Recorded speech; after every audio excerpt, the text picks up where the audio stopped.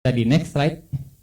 Selanjutnya ada 3D julang ngapak. Kita sebenarnya sudah merancang model 3D-nya ya, tetapi karena ada kendala teknis, jadi kita hanya menampilkan lewat screenshot. Ya. Oke, boleh dinaik. Nah, insya Allah untuk bagian 3D ini akan disampaikan oleh rekan saya, yaitu Vanessa dan juga Aisyah. Pada Vanessa dan Aisyah dipersilakan. Baik, saya akan menjelaskan mengenai fungsi dari atapnya sendiri. Dapat dilihat secara fisik maupun secara digital bahwa bentuk dari atapnya ini berbentuk julang ngapak, yang dimana julang adalah burung dan ngapak adalah mengepakkan. Nah, secara arti berarti ini sebagai sayapnya dan ini juga sayap, dan di bagian ininya adalah bagian badannya. Nah, untuk atap sendiri, saya akan menjelaskan dulu mengenai bagaimana tata pembuatan atapnya.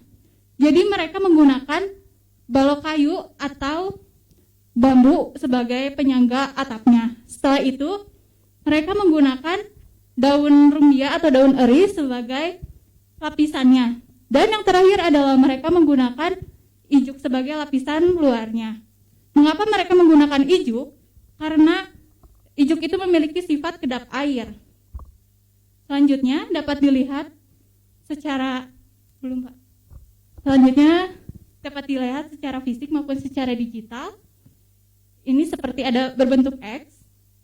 Ini tuh adalah capit gunting, yang artinya adalah memiliki fungsi sebagai saluran air. Nah, di mana jika air hujan yang turun itu tidak akan langsung masuk ke celahnya, akan tetapi menuju saluran air. Dan fungsi utama dari atapnya ini sendiri adalah sebagai pelindung dari hujan, terik matahari, dan juga di saat malam sebagai penghangat. Dan juga atapnya ini menggunakan ijuk yang memiliki spesialnya itu adalah dia dapat sebagai sirkulasi udaranya, seperti itu. Selanjutnya saya akan menjelaskan dindingnya. Dinding dari maket ini menggunakan anyaman. Mereka menggunakan anyaman karena memiliki makna yang dalam, yaitu mereka ingin hidup tentram, damai, sejahtera, dan tidak ada serang antar sesama manusia. Saya sendiri akan mencontohkannya. Jika saya membuat rumah di perkotaan dan membuat rumahnya ini terbuat dari bilik kayu ini, kemungkinan atau peluang terbesarnya itu adalah rumah saya yang terkena pelurunya.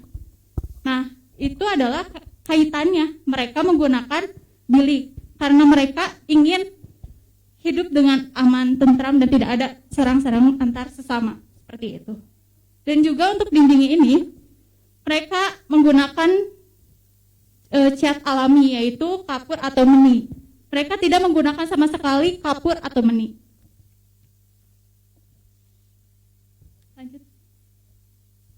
Selanjutnya jendela. Dapat dilihat secara fisik maupun secara digital. Di sini jendelanya terdapat di depan dan di samping kanan kiri terdapat jendela.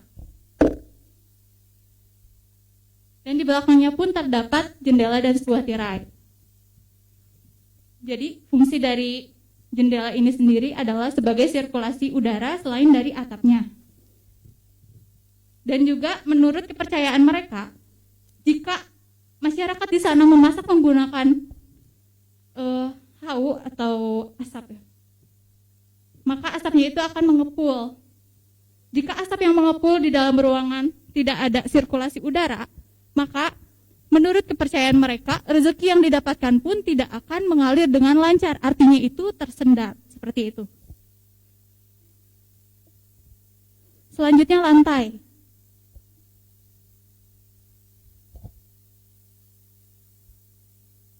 Lantai yang kami buat itu menggunakan kayu.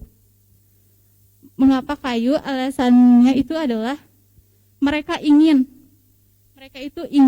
memprioritaskan adat istiadat dari leluhurnya. Mereka tidak mementingkan adanya kemajuan ilmu teknologi. Seperti itu. Untuk selanjutnya, pintu akan dijelaskan oleh teman saya, Aisyah.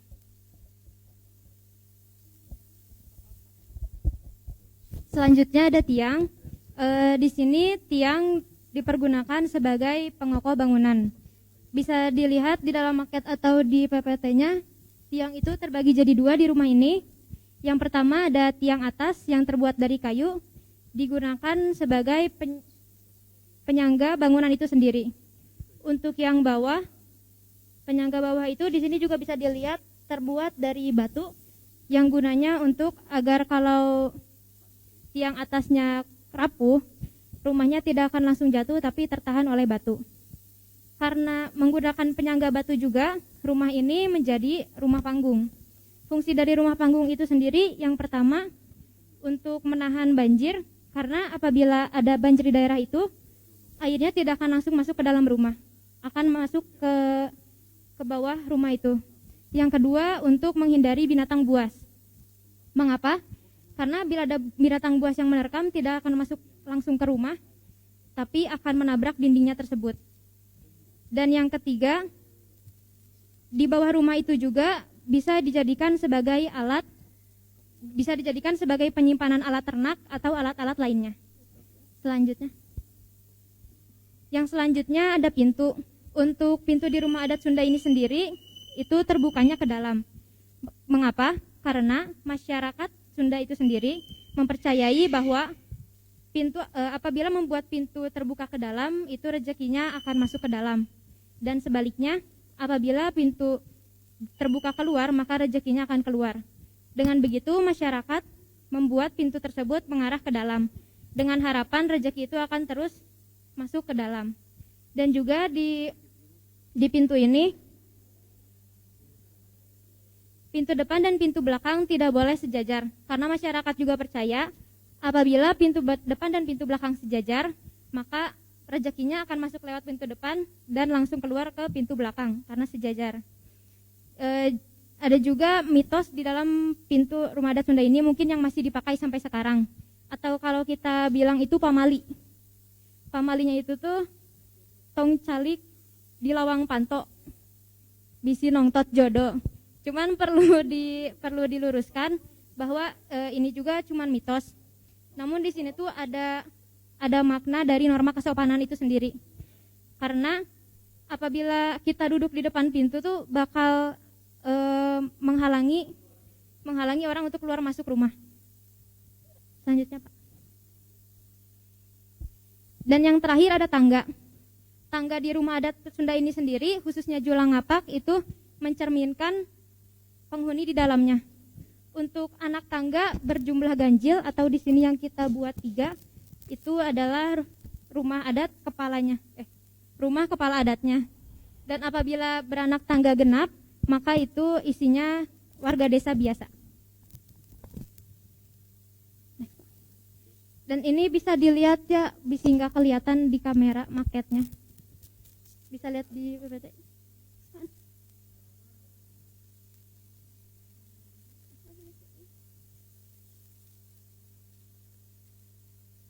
Selanjutnya ada denah maket rumah adat Sunda yang akan dijelaskan oleh rekan saya Utaria Safira. Dipersilakan.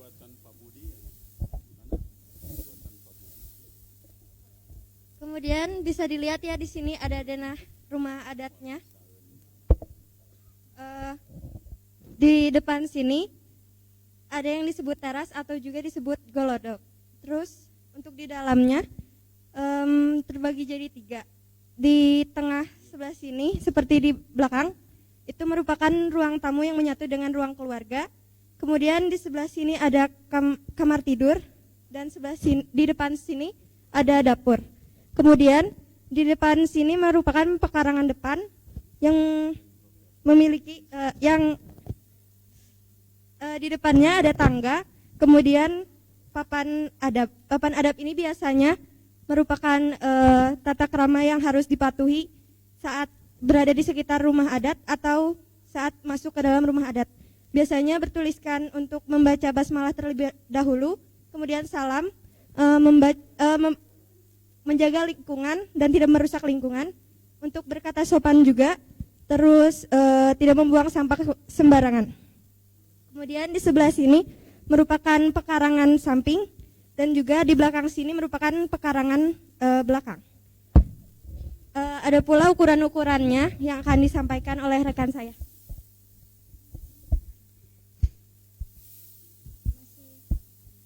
Baik, saya akan menyebutkan ukuran-ukuran yang dipergunakan. Yang pertama, luas tanahnya 60 kali 40 cm. Jika dalam skala menjadi 1:10, maksudnya 1 meter mewakili 10 cm dalam maket ini. Lalu panjang rumahnya 40 cm, lebar rumahnya 20 cm. Lalu di sebelah sini teras depan atau yang bisa disebut juga dengan golodok itu 40 kali 5 cm, ruang tamu dan ruang keluarga 32 kali 15 cm, dapur 8 kali 9 cm, dan kamar tidur 8 kali 6 cm. Selanjutnya. Baik, selanjutnya akan dijelaskan oleh rekan saya Banteng. Baik, selanjutnya ada gambar ilustrasi desain interior dari Julang Ngapak ini ya. Di sini dapat kita lihat bahwa rumah adat Julang Ngapak itu dalamnya masih sangat tradisional. Mereka didominasi oleh kayu, bambu, tanah liat, dan batu-batuan. Dan peralatannya juga masih sangat tradisional, sama seperti rumah adatnya. Peralatannya juga menggunakan bahan yang masih sangat tradisional dan alami, seperti tanah liat, batu, kayu, dan juga bambu. Oke, boleh next. Selanjutnya kita akan membahas sedikit tentang peralatan dapur yang mereka gunakan. Pertama ada seeng dan tungku ya. Masyarakat dulu itu masih sangat tradisional. Mereka masih menggunakan tungku untuk memasak. Kalau kita kan sekarang mah makanya kompor gitu ya, ada pakai gas. Nah, mereka masih menggunakan tungku yang mana harus menggunakan kayu bakar gitu di bawahnya. Dan di atasnya itu namanya seeng ya. Seeng itu biasa digunakan untuk memasak nasi. Nah, untuk memasak nasi di seeng itu bisa dibilang cukup mudah juga, nggak terlalu sulit. Konsepnya sama aja kayak masak di rice cooker gitu. Cuman di dalam seengnya itu mereka menggunakan satu alat baru, alat yang namanya asepan. Itu tuh semacam anyaman tapi berbentuk kerucut. Oke, boleh di next. Selanjutnya ada kendi. Kendi ini biasa digunakan untuk menyimpan air minum. Nah, biasanya air minum yang disimpan di kendi ini bakal tahan dingin gitu. Juga kan kalau masyarakat zaman dulu itu kalau minum dari sungai langsung ya Pak ya, airnya masih sangat jernih dan bersih. Tentu masyarakat Sunda tinggal di Jawa Barat yang mana itu tuh masih dataran tinggi gitu. Pasti airnya masih segar lah. Terus kalau disimpan di kendi, airnya itu bakal tahan dingin. Oke, boleh next. Selanjutnya ada piring dan gelas yang mereka gunakan. Nah, di sini tuh mereka masih menggunakan piring tanah liat atau bisa juga piring kaleng gitu. Tapi di atasnya ditambahin semacam daun-daunan dan biasanya menggunakan daun pisang gitu. Nah, di atasnya bisa ditaruh lauk dan pauknya. Selain itu mereka juga menggunakan gelas yang masih sangat tradisional dan alami, yaitu gelas bambu.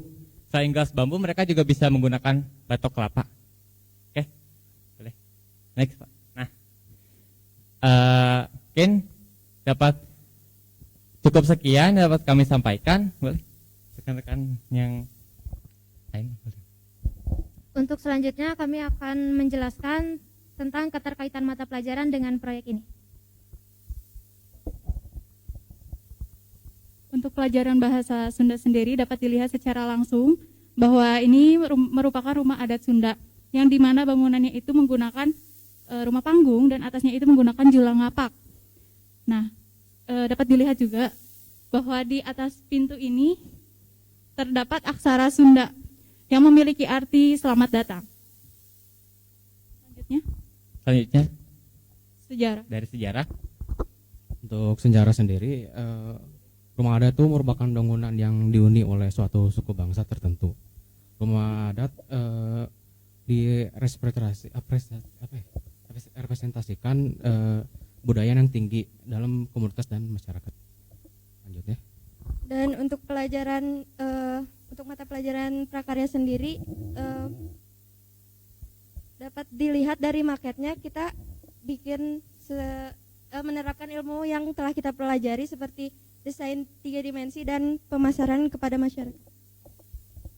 Untuk keterkaitan mata pelajaran seni budaya dan keterampilan ada dalam bentuk 2 dimensi digital berupa isi desain dalam ruangan rumah adat itu. Rumah adat itu juga memiliki didominasi oleh warna kuning yang melambangkan hangat, semangat dan semangat. Lalu warna kuning juga memiliki simbol kemakmuran dan hubungan cinta. Selanjutnya ada dari ekonomi. Untuk ekonomi sendiri kami ambil dari pembuatan maketnya, bahan-bahannya kami buat menjadi jurnal pembelian. Bisa dilihat di laporan Bapak Ibu, itu ada rincian biayanya yang termasuk jurnal pembelian ekonomi. Selanjutnya dari PPKN ya, dari PPKN sendiri, dari tinjauan kami dapat mengambil pelajaran tentang norma kesopanan. Nah, selain itu kita juga mengambil dari Pancasila sila ketiga, yaitu Persatuan Indonesia, dan Rumah Adat Julang Ngapak ini merupakan contoh dari Persatuan Indonesia itu sendiri.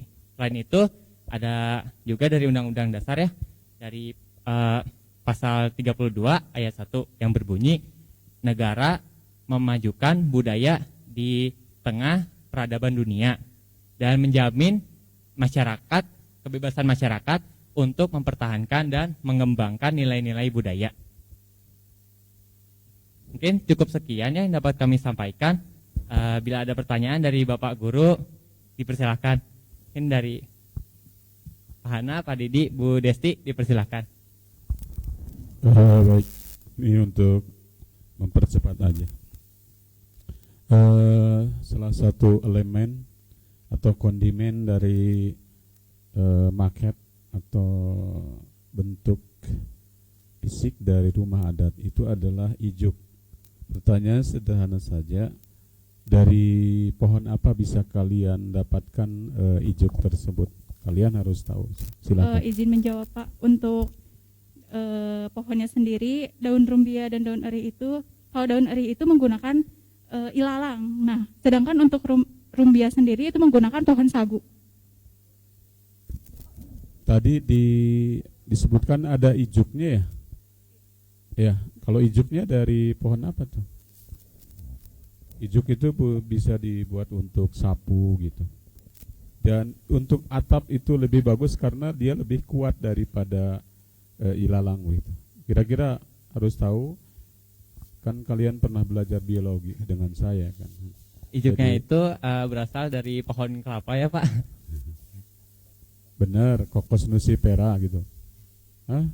Alia, Utari, Vanessa, Aisyah, Banteng, Arik, tahu nggak ijuk tuh dari pohon apa? Aisyah dari pohon apa? Dari serabut kelapa yang diluruskan, Pak. Nah itu bukan ijuk. Ya, ijuk itu dari pohon Arenga pinnata. Tahu Arenga pinnata? Pohon aren. Gitu. Udah aja cukup.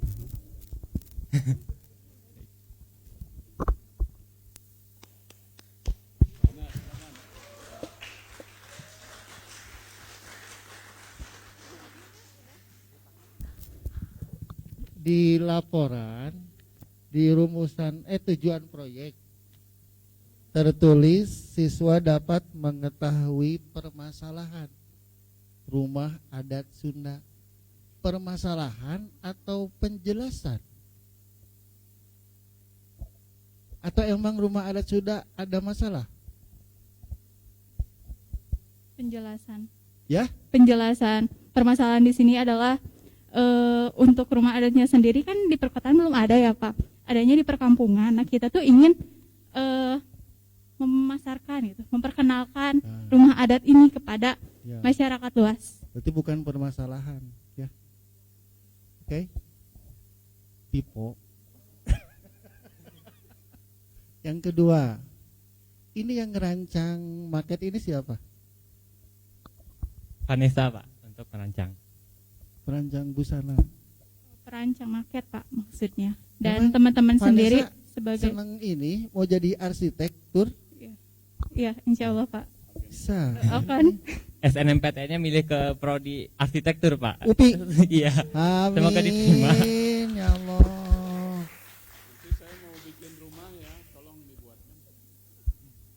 Ini bagus sekali. Ini berarti akan jadi hak milik sekolah ya, maket ini?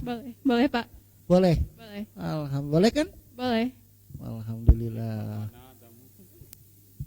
Pak Didi, Pak. Ini mungkin akan jadi dokumen sekolah dan maket ini akan awet. Nanti kita tutup dengan plastik atau apa ya, kaca apa? Akrilik. Nah, ini bagus sekali. Hasil karya kelompok 2 ya, kelompok 2. Oke. Kalau bisa Pak Didi ini mungkin Pak Faturi ya bikin model rumah adat di belakang nih bagus nih.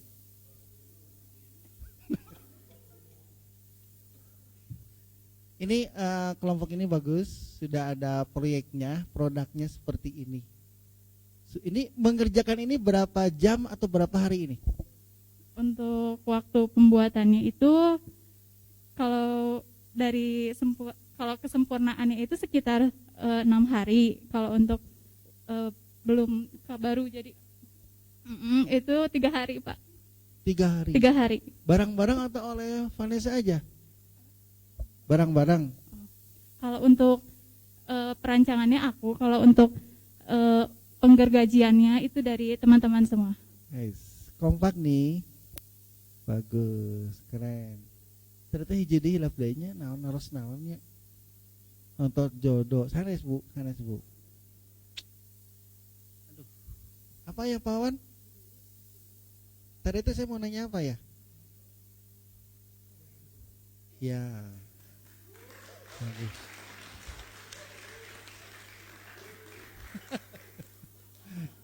Ya, terima kasih. Ini kalian sudah menyumbangkan ini ya. Oke, berarti sekolah dari kegiatan PJBL ini menghasilkan beberapa produk ya. Kalian tidak anjen-anjen menyerahkan ini, tidak sia-sia ya. Ini akan menjadi sebuah kenangan dokumen sekolah. Terima kasih. Mudah-mudahan kalian, katanya Vanessa ini pernah ikut kejuaraan? Ya, pernah Pak. Tingkat apa? Tingkat nasional. Tingkat nasional? Juara keberapa? Juara 3. Hah? Juara 3 manual. Ketiga. Berarti kemarin waktu SN disertakan sertifikatnya? Iya. Amin ya Allah, mudah-mudahan diterima ya. Semuanya tanggal 29 Maret ya. Oke, terima kasih. Sukses MIPA 7 atas rumah adatnya. Mantap. Terima kasih Pak Hana, juga Pak Didi, dan mungkin Bu Desi ada yang disampaikan Bu terlebih dahulu sebelum kami nutup.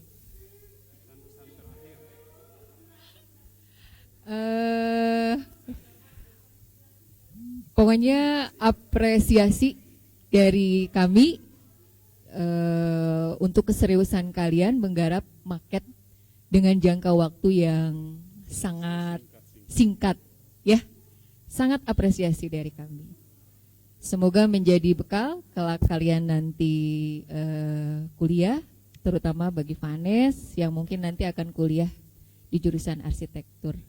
Ya, baik, terima kasih Banteng, langsung ditutup saja. Oke, terima kasih. Mungkin sekiannya yang dapat kami sampaikan. Kami dari kelompok 2 izin untuk mengundurkan diri. Wabillahi taufiq wal hidayah. Wassalamualaikum warahmatullahi wabarakatuh.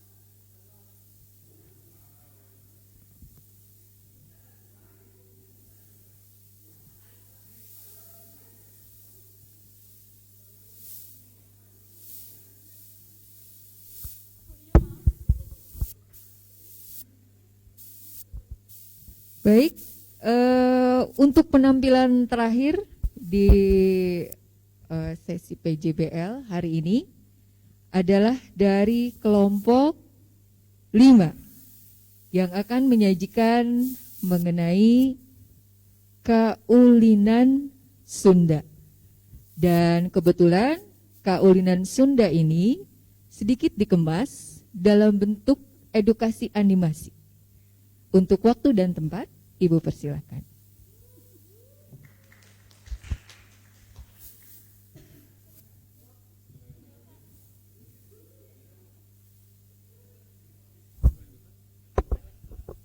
Bismillahirrahmanirrahim. Assalamualaikum warahmatullahi wabarakatuh.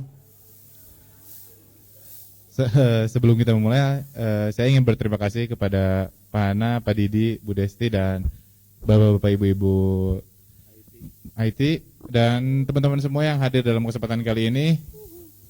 Izinkan saya untuk memperkenalkan teman-teman saya, tapi dimulai dari saya dulu, Muhammad Zaki Sabir, lalu ada teman saya. Halo, nama saya Intang Agila Farila.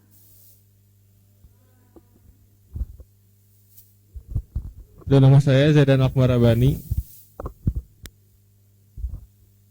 Halo, nama saya Kaila Asyifa. Nama saya Siva Aldita Salsabila. Nama saya Sofia Fiska Aprilianisa.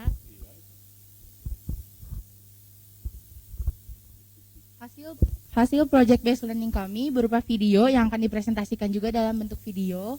Kami mengangkat tema kaulinan Sunda dikarenakan nampaknya kaulinan Sunda sudah mulai terkikis atau bahkan terlupakan oleh generasi-generasi sekarang yang lebih memilih permainan-permainan yang berbasis digital internet. Oleh karena itu, kami di sini untuk melestarikan ataupun memperkenalkan kembali kaulinan Sunda yang memang sudah seharusnya menjadi bagian dari budaya kita. Dengan bangga, kami presentasikan hasil project based learning kami, kaulinan Sunda.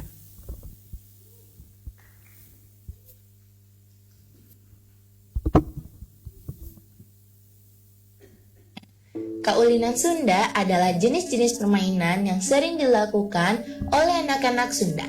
Di era teknologi ini, kadang-kadang jenis permainan yang dulu suka dimainkan oleh anak-anak Sunda menjadi hal yang jarang sekali dilakukan lagi. Bahkan jika bisa dibilang tidak pernah dilakukan lagi. Kaulinan Sunda mulai terlupakan dan terkikis lantaran generasi muda saat ini lebih memilih permainan-permainan yang berbasis digital internet. Oleh karena itu, kami mengambil tema kaulinan Sunda untuk tetap melestarikan atau mengenalkan kembali kaulinan Sunda yang memang sudah menjadi bagian dari budaya Sunda. Ucing sumput atau dalam bahasa Indonesia, petak umpet, merupakan sebuah permainan yang dilakukan secara bersama-sama. Biasanya permainan ini dilakukan di area yang cukup luas, sehingga jangkauan untuk mengumpat juga bisa lebih luas. Permainan diawali dengan gambreng hong pimpa, kemudian yang kalah akan jaga, dan sisanya bersembunyi. Sebelum bersembunyi, sang penjaga akan menutup matanya menghadap tembok atau pohon, yang akan dijadikan sebagai benteng, dan salah satu dari yang bersembunyi akan mencolek menggunakan salah satu jaringan. Setelah mencolek, yang jaga berbalik dan menebak jari mana yang digunakan. Kesalahan menebak akan dihitung sebagai waktu untuk yang bersembunyi. Satu jari dihitung 10 detik, berarti yang jaga akan menghitung paling cepat 10 detik, paling lama 100 detik. Setelah berhasil menebak, sang penjaga akan kembali berbalik, menutup mata, dan mulai berhitung. Yang bersembunyi berkesempatan untuk mencari tempat persembunyian yang paling aman sampai waktu hitungan habis.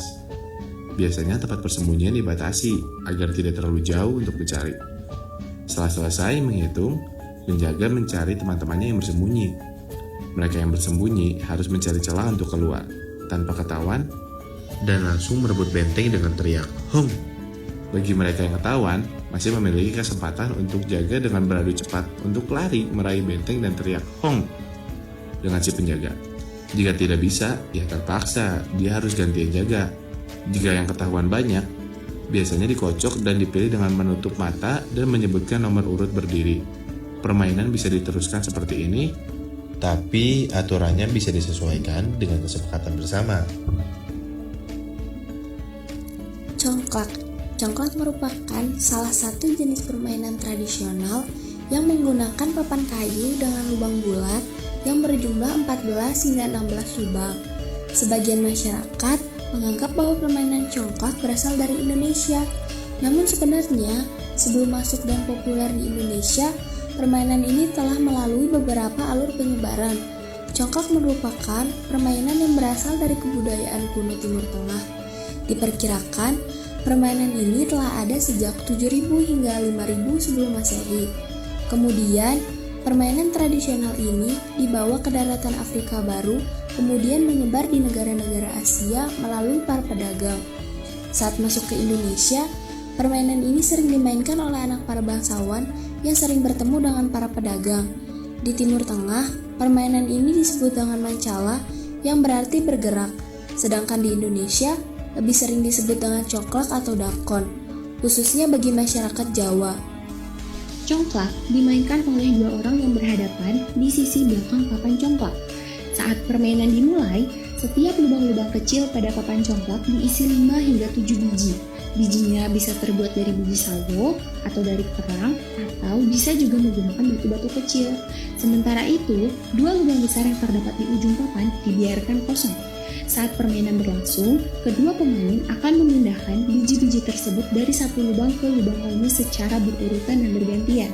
Cara memindahkan biji-biji congklak ini dilakukan searah dengan jarum jam, di mana satu lubang diisi oleh satu biji, begitu seterusnya hingga biji yang digenggam pada tangan habis. Permainan ini terus berlangsung hingga satu pemain kehilangan biji. Namun, permainan ini juga bisa dihentikan ketika kedua pemain ingin berhenti bermain. Saat itu, pemain akan menghitung jumlah biji yang dimiliki. Pemain yang memiliki jumlah biji paling banyak, maka dialah bisa menjadi pemenangnya. Luncat tali. Luncat tali merupakan permainan tradisional yang terbuat dari karet gelang yang digabungkan dan disusun panjang.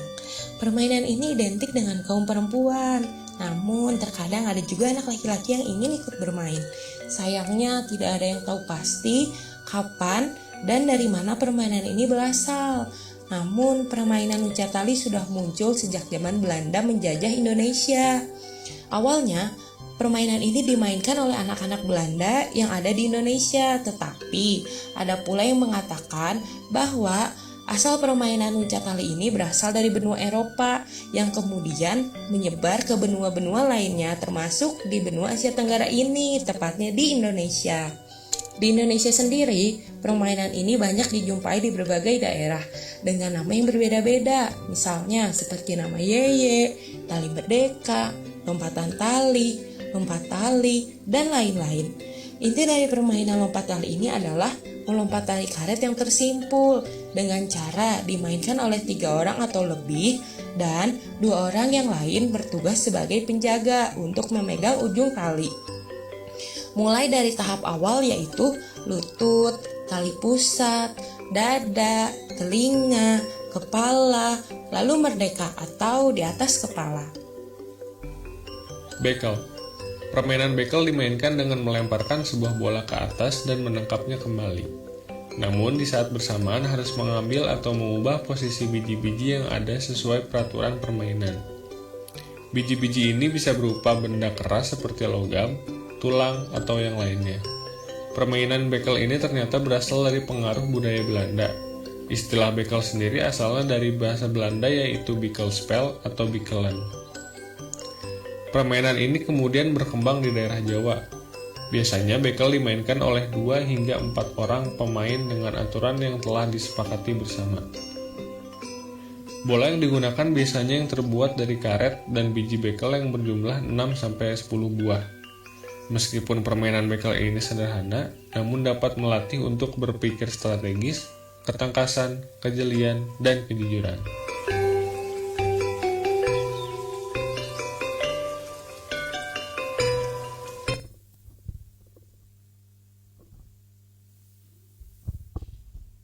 Oke, tayangan tak.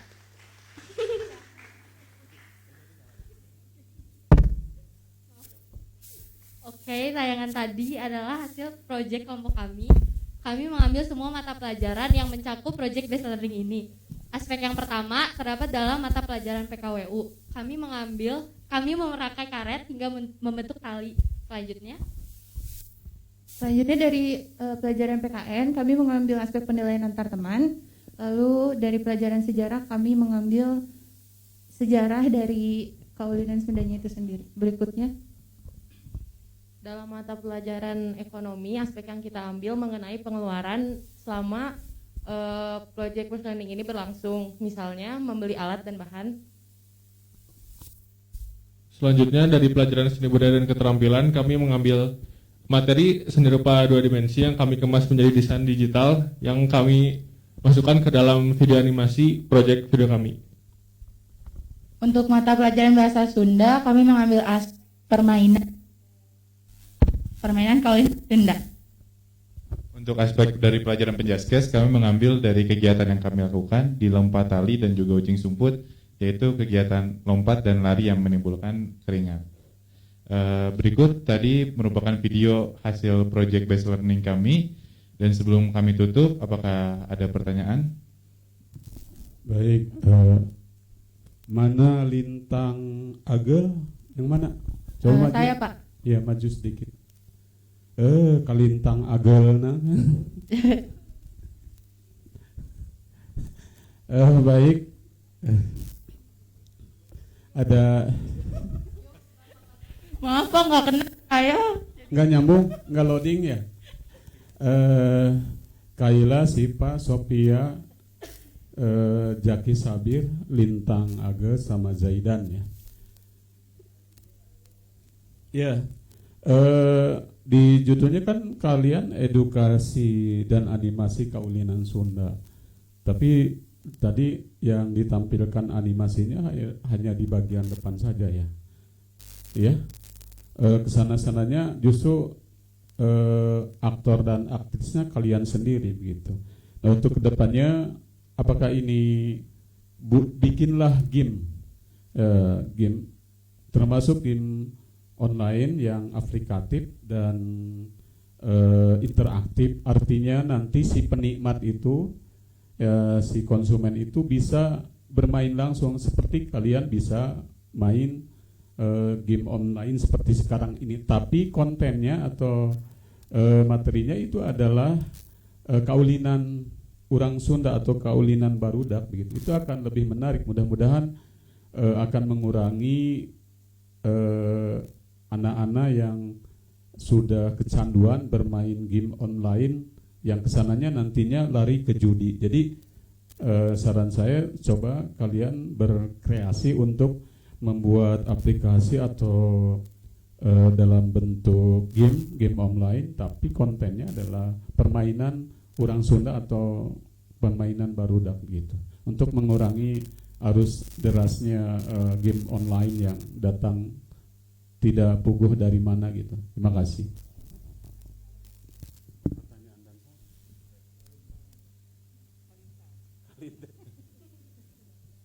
Terima kasih Pak Didi atas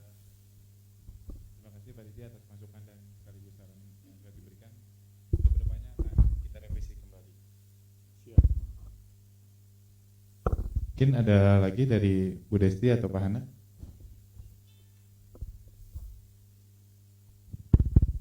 Video yang kelompok ini dibikin sudah diupload ke YouTube kan ya? Oh. Belum Pak. Soalnya begini, kalian salut di kelompok paling terakhir ini kalian masih tetap semangat. Ya. Kesabarannya yang paling tinggi adalah kelompok ini di 2 kelompok terakhir. Nunggu dari pagi, kalian ke bagian sore ini sudah mendapatkan nilai yang plus bagi kami ya. Pak Hana termasuk kesabaran kita juga. Ya kalau ini Bapak secara pribadi ya, bukan karena di depan kalian, ketika melihat video ini Kaulinan Barudak menikmati loh. Menikmati. Jadi musik itu suara siapa sih yang tadi yang ngomong pengantarnya? Zaki, bukan yang tadi yang suaranya enak kan? Yang mana? Yang pertama. Perempuan siapa? Yang mana Pak? Yang perempuan, yang laki-laki tadi siapa? Yang paling pertama Pak. Agel Pak paling pertama. Lintang? Ya Pak, saya. Ya Allah. Ya Pak, Agel. Coba video ini kalian di-upload ke YouTube ya, nanti lihat ketika pelajar ditugaskan oleh Bapak Ibu guru untuk melihat video Kaulinan Barudak, sepertinya ini pas untuk kalian, untuk siswa. Jadi urutannya, musiknya, terus yang menjelaskannya, cara bermainnya pun jelas ketika di shootnya itu sendiri dari setiap kaulinan barudak tersebut. Ya, mudah-mudahan kalian bisa memberikan yang terbaik sama dengan Pak Didi. Saya tadi menunggu video animasinya. Tidak apa-apa, hanya awal aja. Mudah-mudahan kedepannya lebih baik lagi. Oke, semangat. Terima kasih. Terima kasih Pak Hana. Baik, izin menjawab ya Pak Hana dengan Pak Didi. Sebenarnya untuk membuat video animasi yang full dari awal sampai akhir itu membutuhkan waktu yang tidak sedikit ya. Dan anak-anak ini masih dalam tahap belajar. Jadi buat saya pribadi, mereka sudah bisa menampilkan di awal sekian detik itu sudah sangat bagus sekali. Begitu. Kemudian sengaja dibuat seperti itu Pak Hana dan Pak Didi karena tujuannya kami ingin mengedukasi anak-anak TK, PAUD, SD ya, yang sekarang lebih banyak mengenal HP. Yang kalau kata Pak Didi baru lahir udah dikasih HP.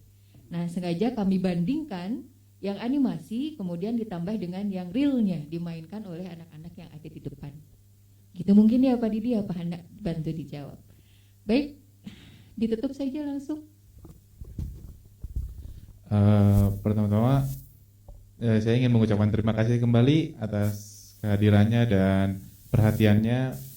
Dan mohon maaf juga jika masih banyak kesalahan dan masih jauh dari kata sempurna. Maka dari itu saya cukupkan presentasi kami. Wassalamualaikum warahmatullahi wabarakatuh.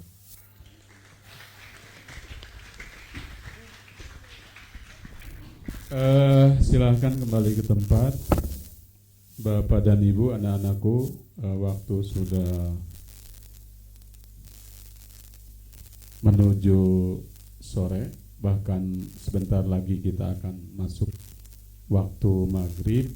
Dan alhamdulillah presentasi PJBL kelas 12 sudah selesai dilaksanakan semuanya. Untuk itu kita patut bersyukur kepada Allah bahwa kita diberi kemudahan dan kelancaran. Berhubung Bapak Kepala Sekolah mungkin masih ada tamu, maka kita tutup saja bersama-sama dengan mengucapkan hamdalah.